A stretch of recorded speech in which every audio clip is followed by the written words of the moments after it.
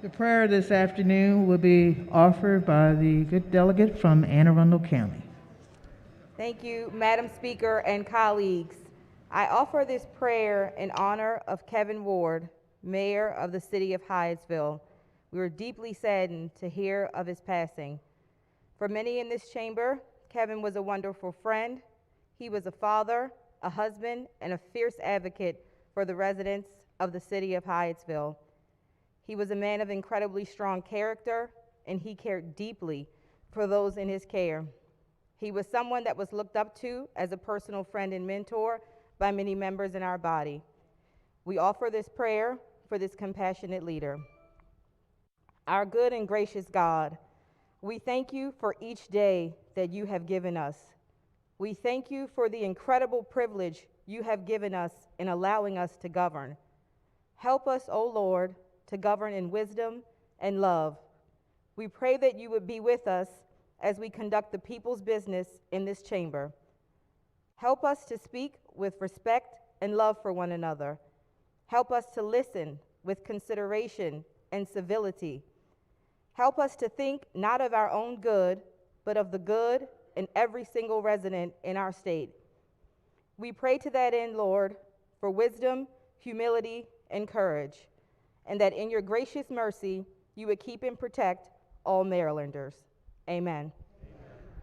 Amen. Quorum call. Madam Speaker.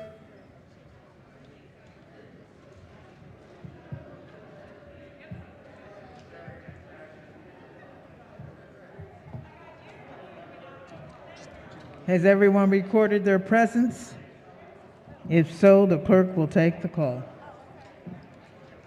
There being 136 members present, the House is now in session. Clerk will read a journal from the previous day. Annapolis, Maryland, January the 21st, 2022. Recognizing the Deputy Majority Leader. Thank you, Madam Speaker. So much be considered the reading of the journal. So ordered, petitions, memorials, and other papers. The clerk will read the bond initiatives and the committee assignment.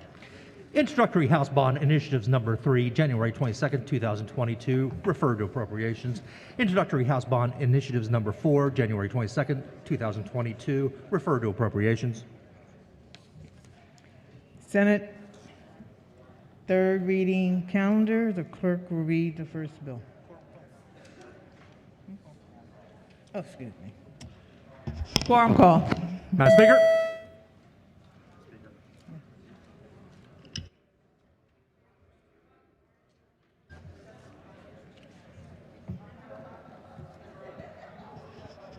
Clerk will take the call. There be 138 members present. The House is still in session. Recognizing the Minority Leader. Thank you, Madam Speaker. As I think you and your staff are aware, and to inform the other members of the chamber, there has... I got to do something else Oh. first. Sorry. I'll be right back. Calendar of third reading, Senate Bills Number 1. Clerk will read the bill. Senate Joint Resolution 2, Legislative Districting Plan of 2022. Recognizing the Minority Leader. And we're back. Just to continue, there has been there's a technical issue the DLS is dealing with preparing the formal amendment and getting it printed so it can be offered in compliance with our rules. My understanding is, just to confirm that for everyone, that given the nature that it's a Senate bill on third reader, we can offer the amendment. The delegate from Carroll County will be offering the amendment when it is prepared and brought here, but in order to facilitate the best use of everyone's time, we will agree to proceed with third reader debate, but not call for a vote, presuming that during the period of time of that debate, the amendment will be presented at the desk and can be offered for the body's consideration. Thank you, Madam Speaker.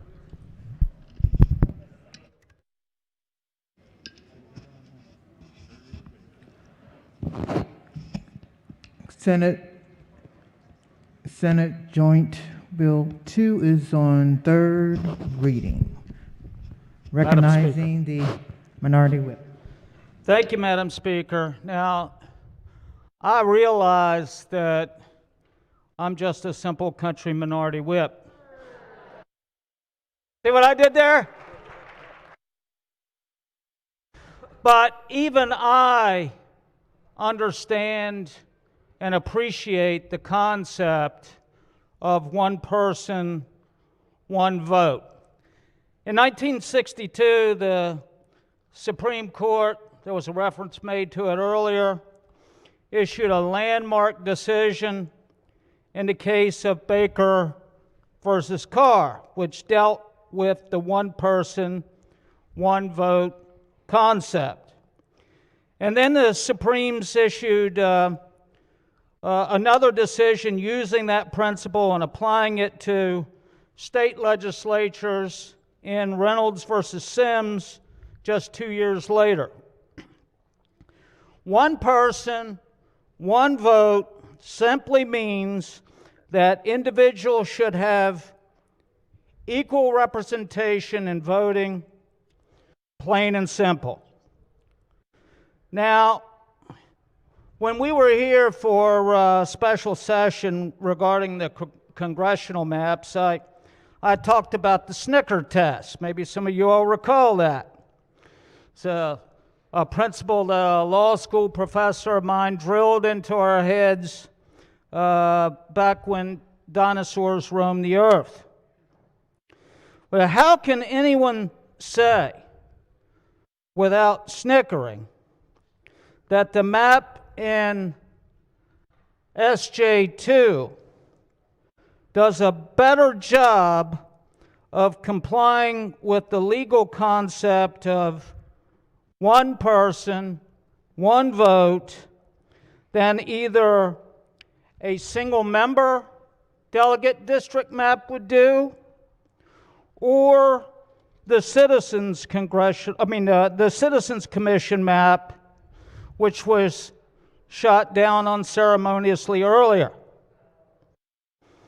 Now, I'm not going to rehash all of the arguments which were raised previously, but for the record, I think it's important to highlight a few key points so that we understand what we're voting for. For instance, we'll recall that the population deviation in the LRAC map is double that of the Citizens map.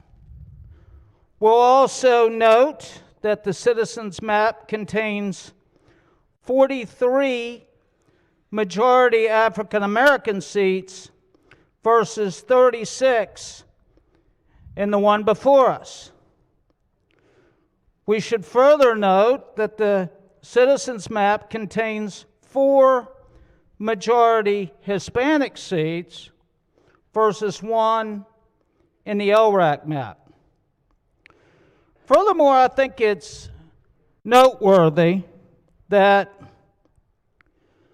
the Citizens Committee was directed to come up with maps that comported with all applicable laws, court decisions, and which they had to respect boundaries and be compact. They had significant transparency and public participation over a period of several months. We didn't even see the LRAC map until December.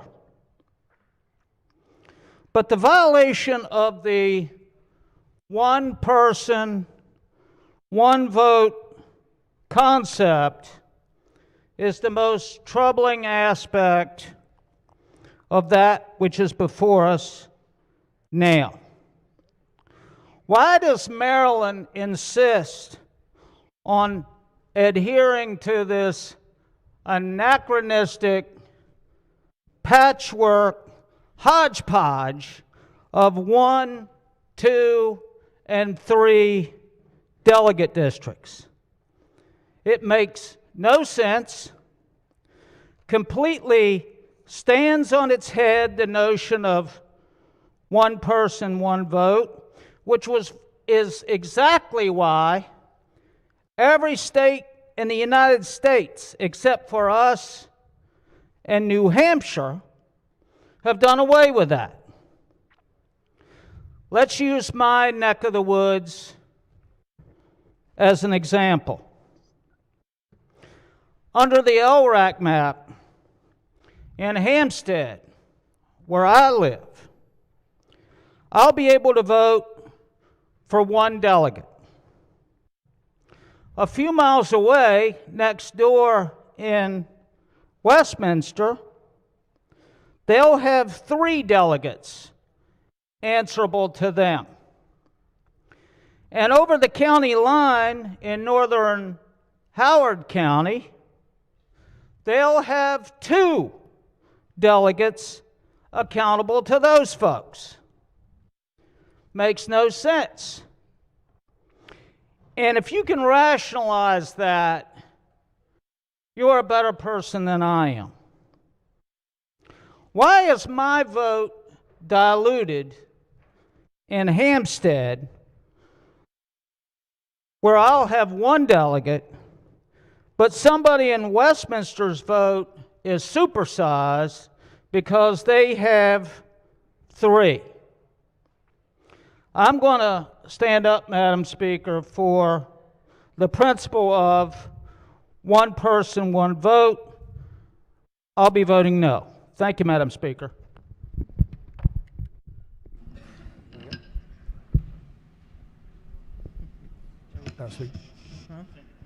Gentleman from St. Mary's. Thank you, Madam Speaker.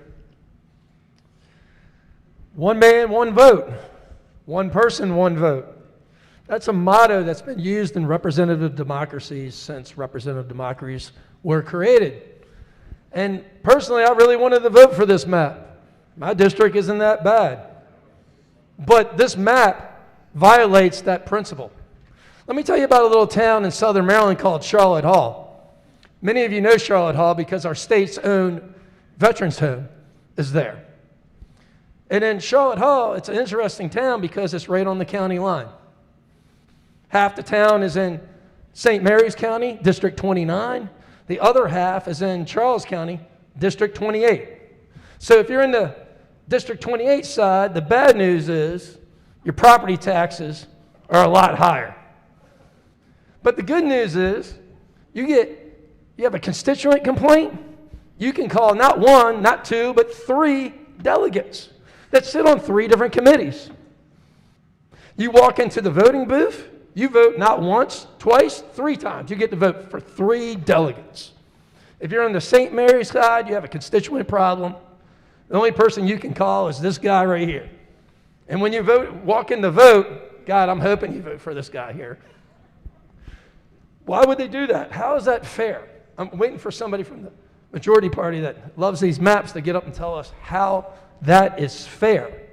So let's talk about the reason why it's done. You know, if Charles County District 28 was divided up in sub-districts, well, heck, we all know that south of Billingsley Road, La Plata, well, that's Republican territory. And by contrast, if St. Mary's County was, you know, a multi-member district, well, we only have 1 Democratic representative for the entire county. So I'm willing to bet if it was a multi-member district, your caucus probably would be short a member. Look, this is blatant disenfranchisement of voters. It is not right. This map disenfranchises tens of thousands of voters in southern Maryland. And as my colleague from front just said, in his area, disenfranchises voters there. It's wrong that when we think of gerrymandering, we think of drawing lines on a map. Well, we're picking election types. We're supersizing people's votes. It's not right, and it needs to end now. That's why we should be voting red on this map. And if we're not going to fix it, well, I pray to God the court system fixes it. Bring on the lawsuit. Thank you, Madam Speaker. Madam Speaker. Who was up first? C2. Gentleman from Charles County. Thank you, Madam Speaker. Since we're talking about lawsuits and legal sufficiency, I feel I need to provide a little context for this map.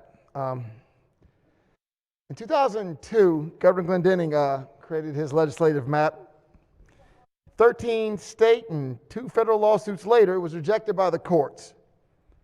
The rationale was there were too many crossings. Baltimore County was represented by no less than 12 Senate districts. Southern Maryland, 4 counties just represented by 1 Senate district. So they demanded that a new map be drawn.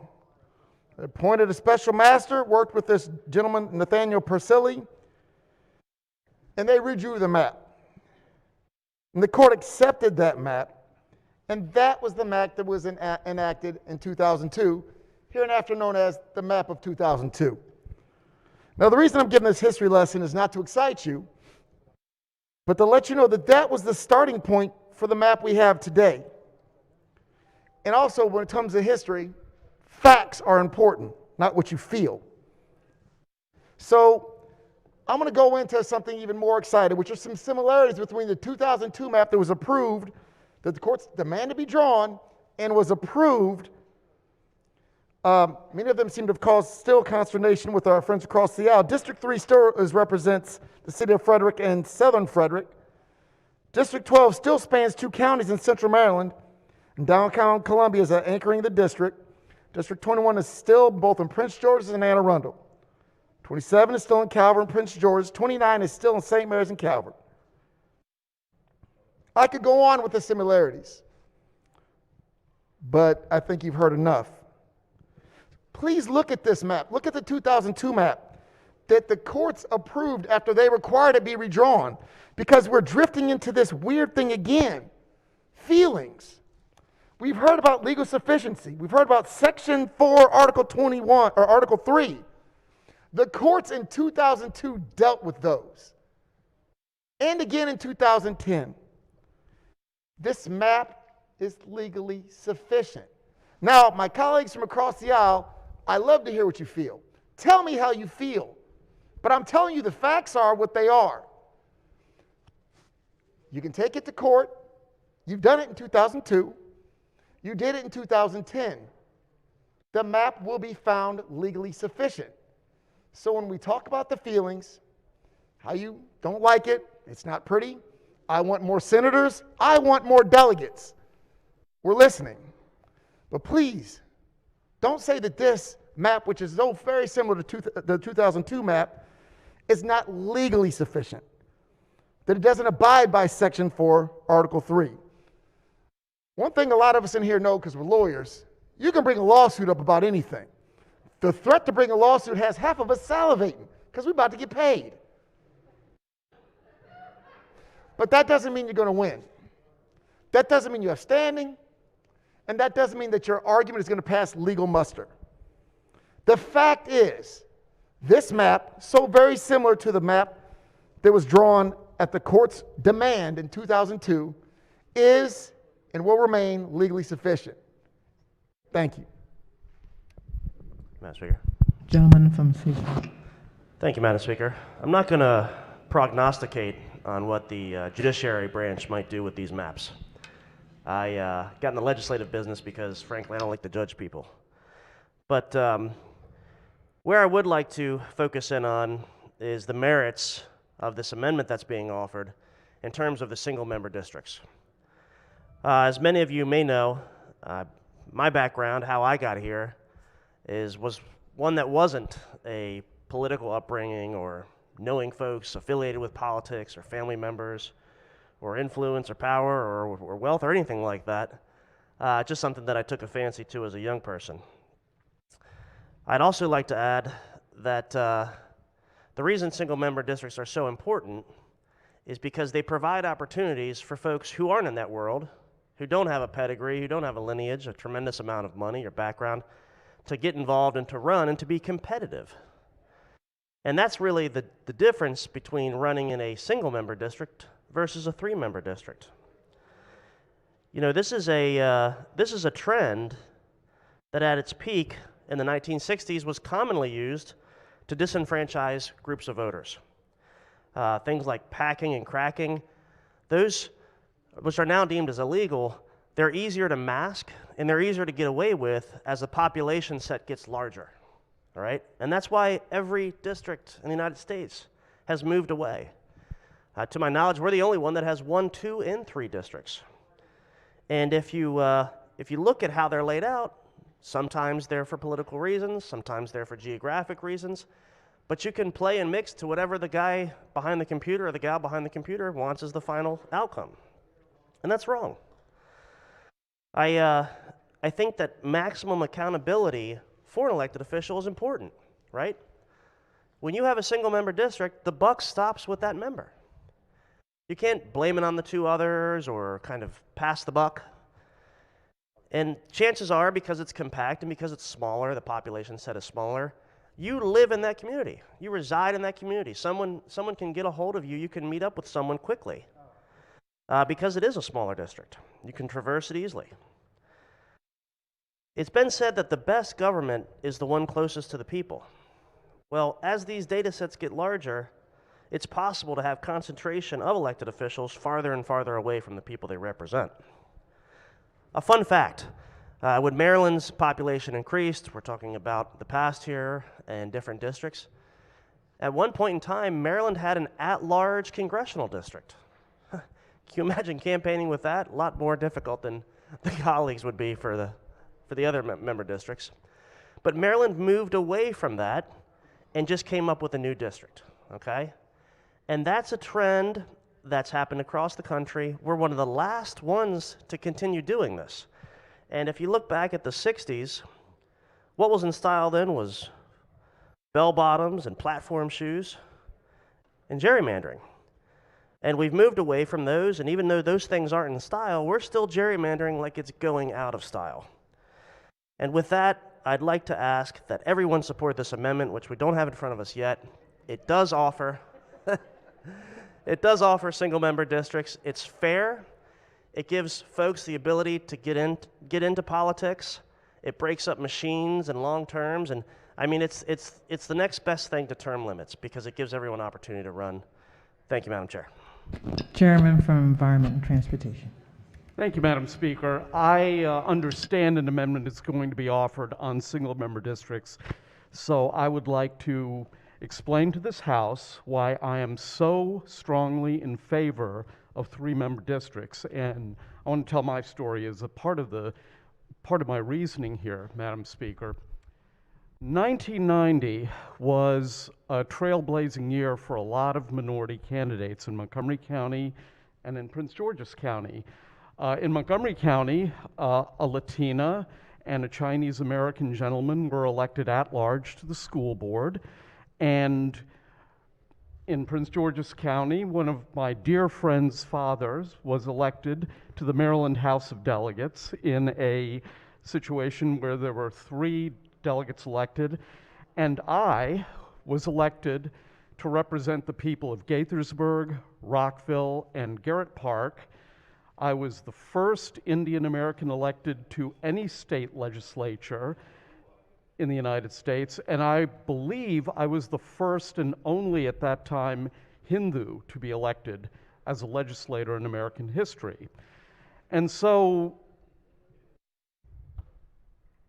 I think it's important to talk about how that came to be, because I will tell you, in my community especially, people thought it was ridiculous for me to run with a name like Kumar, Prabhakar, Barve. Who's going to vote for that? And you know, there were a lot of other people who were not Indian American who also had their doubts, but I was determined to try this out. And I ran a hard race. I knocked on more doors than anybody else, and I was either in third or fourth place in all the precincts in District 17. And afterward, I talked to a lot of voters. How did this come to be? And the top vote getter was a woman who was here and then went over to the Senate, Jenny Forehand, a white Christian woman. The number 2 vote getter was my dear friend, the late Delegate Mike Gordon, a white Jewish man.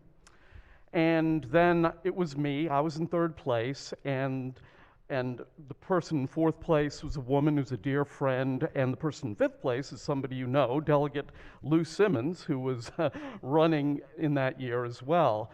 And here's what the voters told me. They said, you know, We love Jenny. I was going to vote for Jenny. And Mike, I like him. He's super effective. And, and then you know what? I'm going to give that kid a chance. He seems to be hardworking. He's an accountant. It'd be kind of cool to have somebody of Indian origin. I'll use my third vote to give Kumar a chance. And I have to tell you honestly, of course it's impossible to know for sure, but if I had to run in a one-on-one race in Gaithersburg, Maryland, I'm not at all certain I would have won. I'll tell you truthfully, I don't think I could have won in a scenario like that. Now, in Montgomery County and throughout the state of Maryland, there are a lot of us who are minority group members of really small, tiny minorities. And I think all of us who are Asian American fit that category in some way. I mean, this is a remarkable state.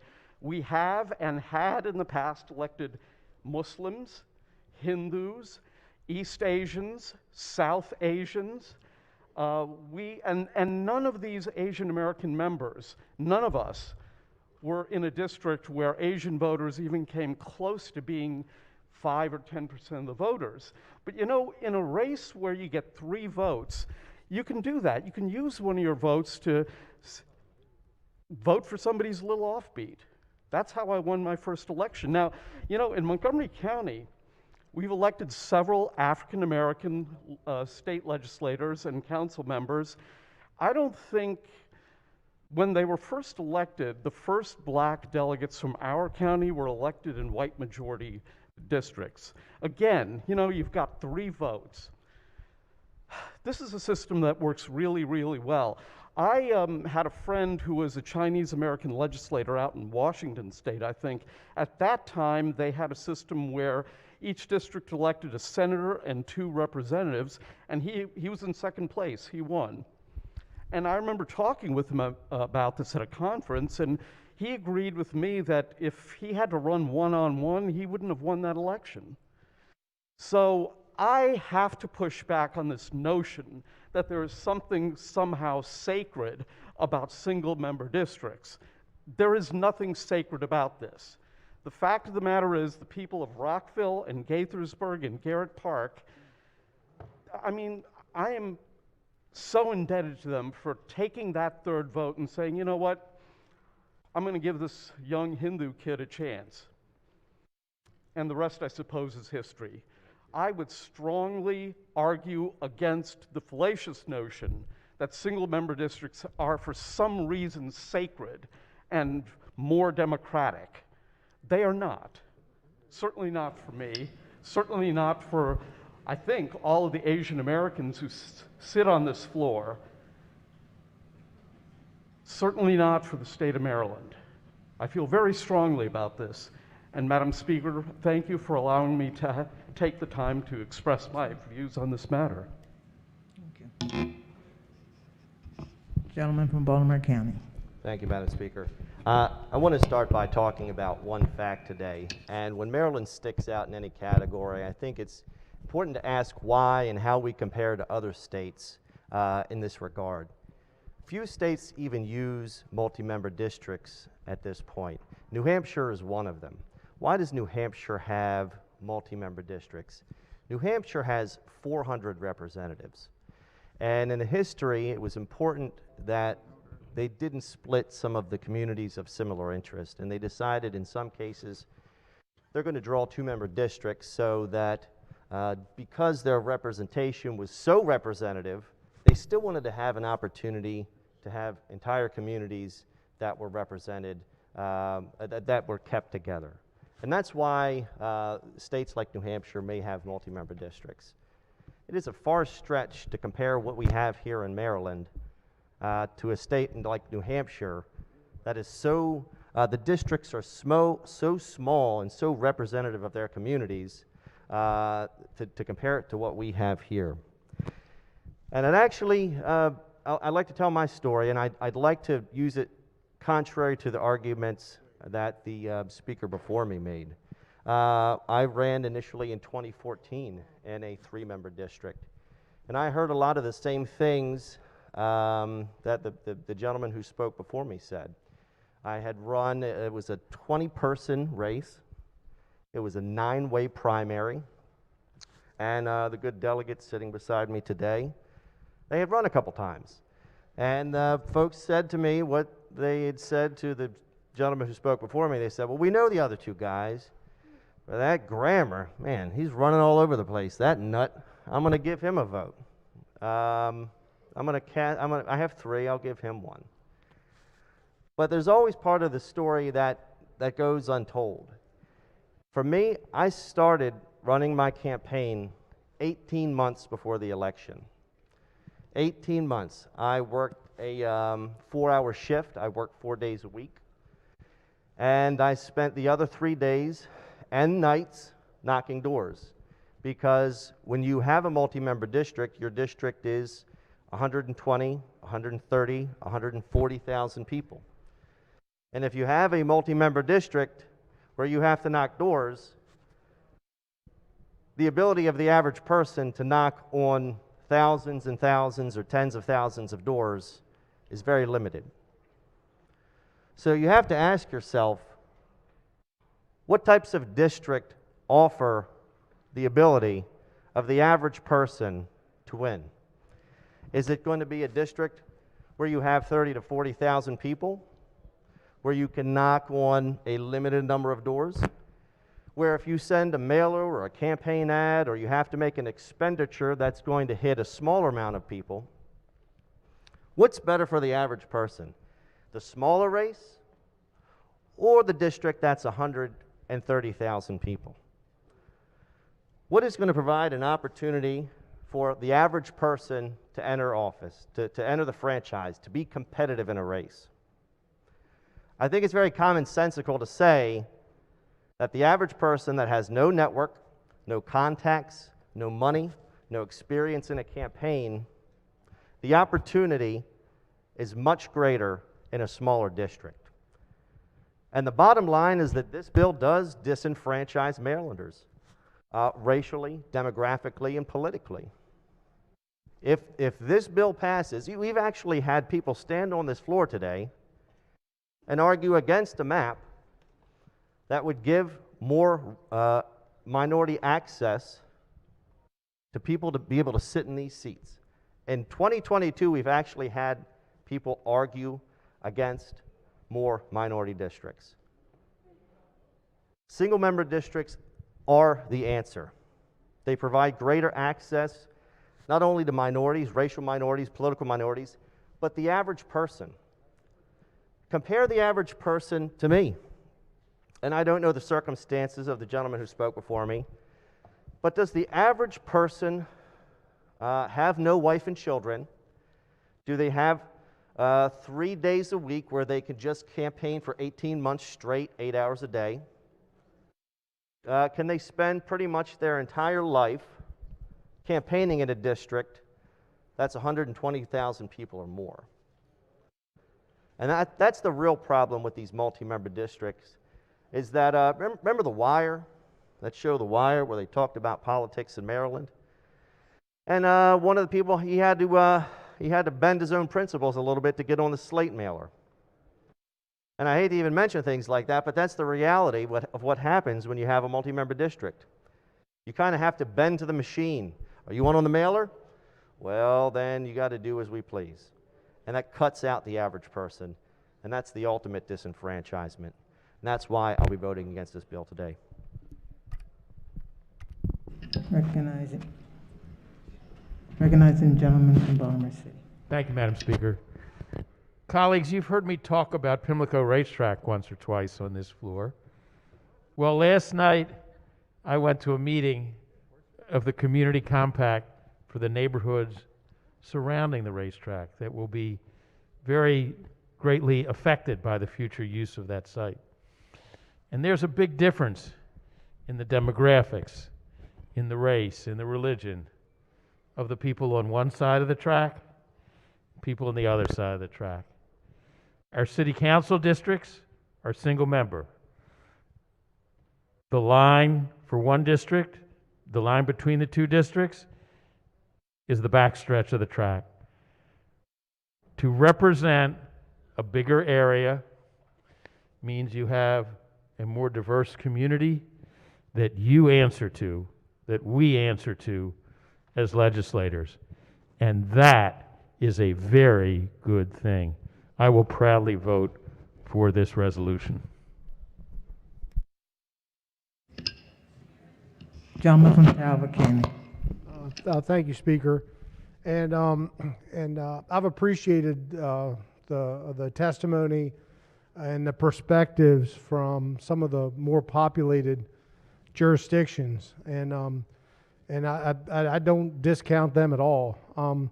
However, I got some questions, I think probably for the floor leader, about the process for our elections with the maps, and I don't think they're not new. And I'm going to ask specifically about our district, and this has come up over and over, but you know, we have a multi-county, multi-member district, right?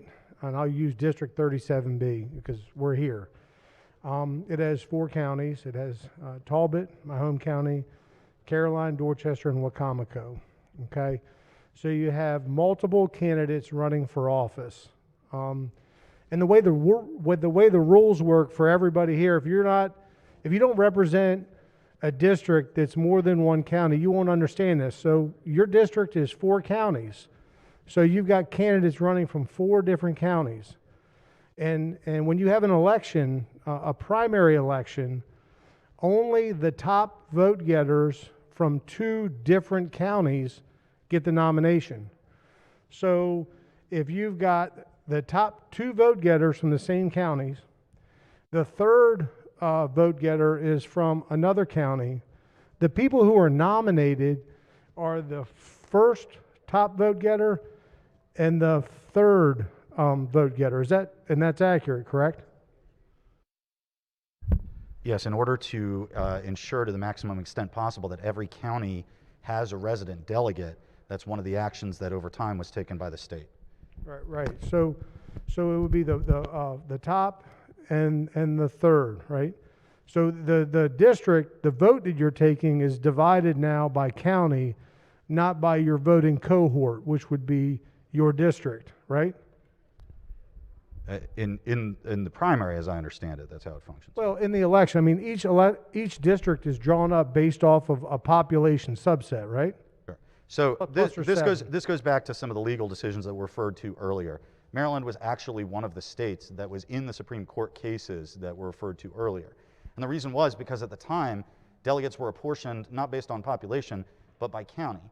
And that created a vast overrepresentation of some parts of the state and underrepresentation of other parts of the state. So when we implemented the court decision in the late 60s, the changes we made to our Constitution, we took a number of actions that allowed us to ensure that to the maximum extent possible, even though we had these population-based districts now, every county, even really small counties like Somerset and Garrett and Kent County, would have the maximum opportunity to elect a resident delegate. And that's what that provision is about. But that structure that's in our election system didn't come from that court case. It's never been tested. It was established, my understanding is it was established as a compromise with legislators from the Eastern Shore to make sure that those counties had resident delegates in every county. Well, has that standard been tested in court? Have we had an election where the top 2 vote getters from 1 county and the second vote getter was knocked out for the third vote getter? Has anyone gone to court and challenged that? I do not know the answer to that question, sir. Do you think under a cohort voting, a district voting system, by saying that the second top vote getter being knocked out in any way diminishes the votes? We've heard how important it is that you can cast 3 votes in an election. I wouldn't have gotten elected if there weren't 3 votes in an election. And you're knocking out the second, the rightful nominee. And how does that not diminish a person's vote? Well, I mean, that's not in the bill in front of us, nor to my knowledge is it in... it is in these maps. It's part of our basic law, and I understand there's another bill that's being introduced that will receive, a hearing. But that's an issue, as I said, a compromise that I believe came at the instigation of Eastern Shore legislators to make sure that every county had adequate representation. So I'm not, as far as I'm concerned, the question for me is what Eastern Shore residents think of the system.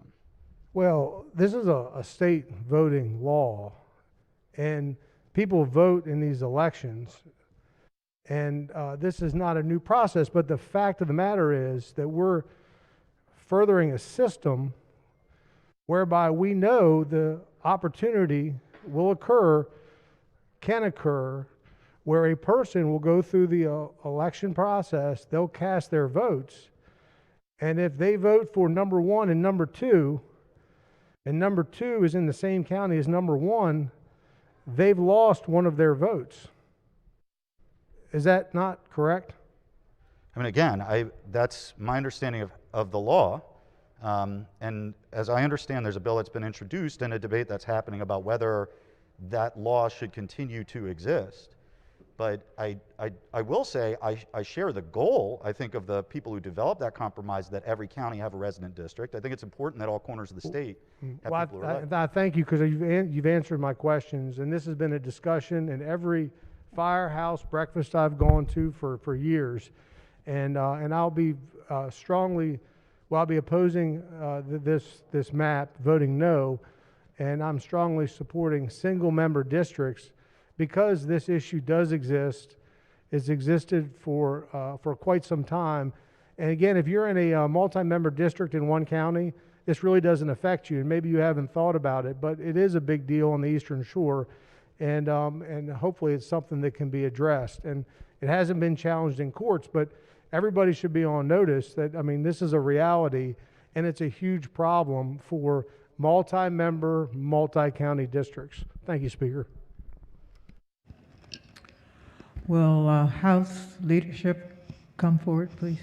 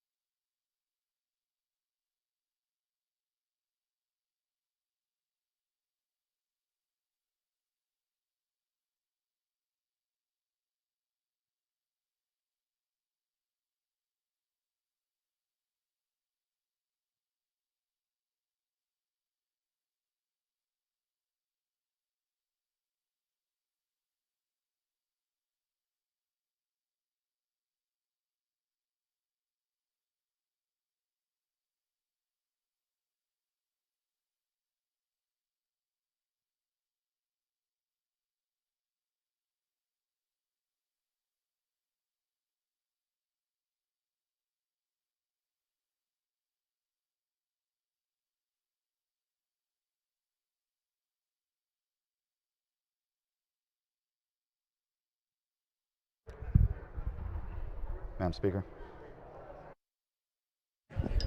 Recognizing the majority leader, you might Thank want you, to Madam listen Speaker. up. I move that the House stand recess until 3:15 p.m. 3:15 p.m.